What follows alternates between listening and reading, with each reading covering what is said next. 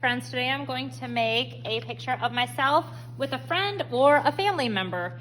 I'm going to start with a person who's a little taller. I think I will draw myself with my son. He's a member of my family.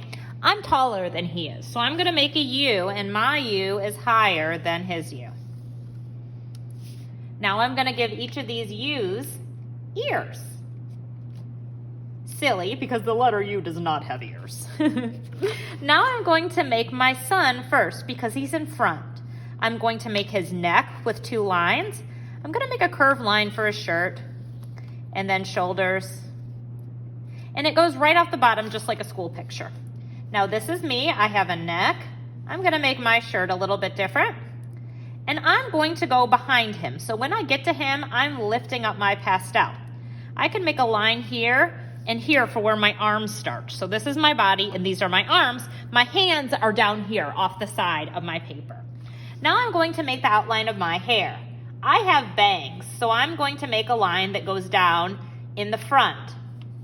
And I usually wear my hair up, so I'm gonna make it curve up, and I like to put a bun right on top of my head so my hair stays out of the way. Now my son has shorter hair. His hair comes down in front of his eyes a little bit, or not his eyes, onto his forehead, that is. And then I'm gonna curve it up. Now you have a learning guide with pictures of a lot of different people, and you can choose how you make your people.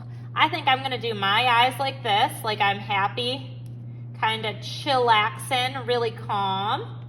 Eyes, nose, and mouth. Super happy because I like hanging out with my son.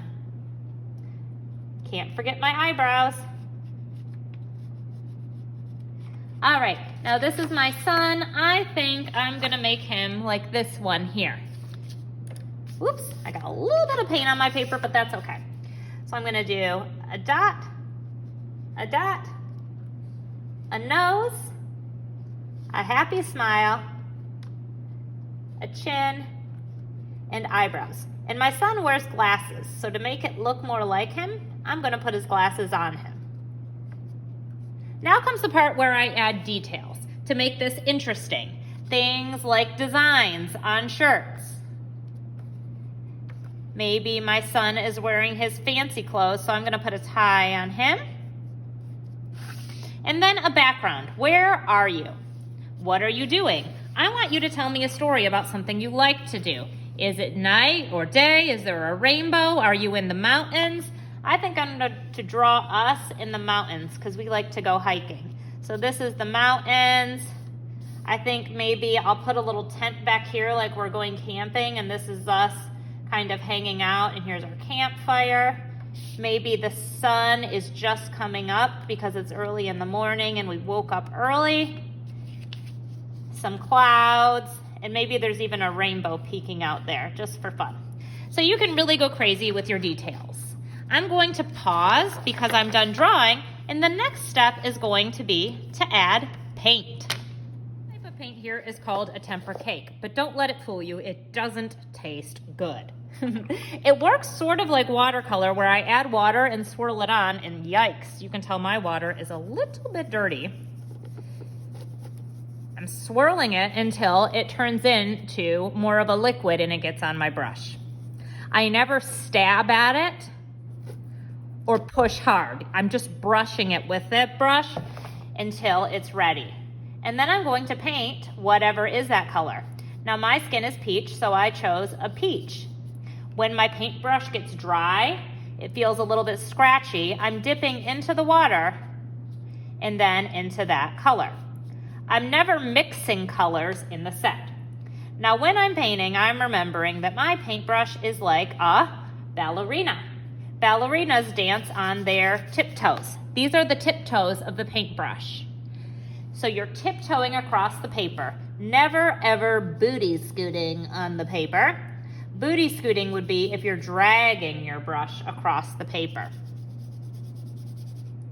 Now, if your skin is tan, my skin is peach. If yours is tan, I'll show you what to do. My son actually does have peach skin, but just to show you tan, I will do right now. While he is still wet with the peach, I'm putting just a little bit of brown on here, and I'm blending it with the peach. You need to be really sure that you're using the tippy toes of your paintbrush if you're using this technique, because your paper is wet. And if you get it too wet, your paper will rip.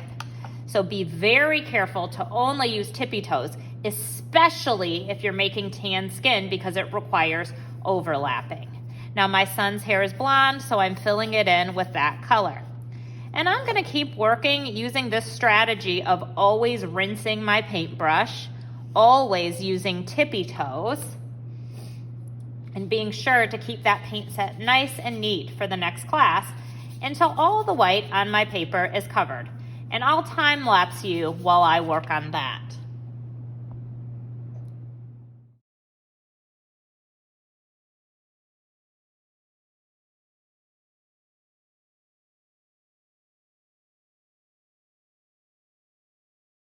So now you can see my painting is almost done. I just need to finish up my tent here.